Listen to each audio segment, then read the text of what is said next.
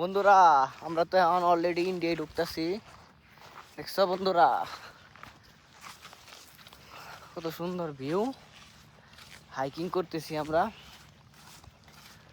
এখন এই যে মামু আছে, ওই যে ইন্ডিয়ার গেট, এই দেখো বন্ধুরা, ওই যে সাদা একটা দেখা যায়, ওটা হচ্ছে ইন্ডিয়ার বর্ডার। তো আমরা ইন্ডিয়ার কাছাকাছি যাবো, মানে ইন্ডিয়া ঢুকুম না, ইন্ডিয়া ঢুকলে তো বিজিবি আমাদের ক্রস ফায়ার করে দিবে। যতটুকু মানে পসিবল হয় কাছ থেকে ইন্ডিয়া দেখা, তো ওটার জন্য আমরা বের হয়েছি। কি ভাই গাইল লেবো, কে গাইল লেবো? দেখা যাক কি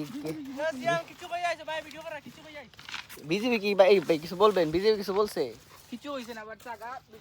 ভাইরা মানে লোকাল না, ভাষা শুনে বোঝা যায়। ভাইদের বললে বিজেপি একটু গাইল লাগছে আর কি, গালি গালাজ করছে। ওলা জায়গা সুন্দর নাই, সুন্দর না না ওলা ওলা ওলা। তো যাই হোক, কিছু লোকাল মানুষ বলতেছে যে যাওয়ার জন্য না, জায়গা বলে সুন্দর না। দেখা যাক, মানে ওর সিলেটি ভাষা কয় ভাই, সিলেটি ভাষা আসলে বোঝাও যায় না। আসলে আমরা যাই আসছি যখন ঘোরার জন্য, না ঘুরলে কি হয়।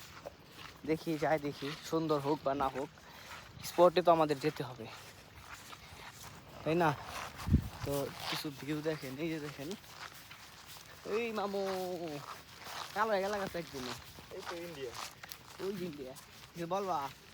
বলার কিছু নাই, সব কিছু নিয়ে নিছি। ইন্ডিয়ারা সব ষড়যন্ত্র করে। ঝর্ণার পানি শুধু আছে, তাছাড়া কিছুই নেই। এত সুন্দর পাহাড়, পাহাড়ের শেষ সীমানায় বর্ডার, একদম নির্জন পরিবেশ। দেখেন আপনারা, দেখেন এখানে যদি কাউকে আপনার মাইরা টাইরা ফালা হয়, কোনো নাই।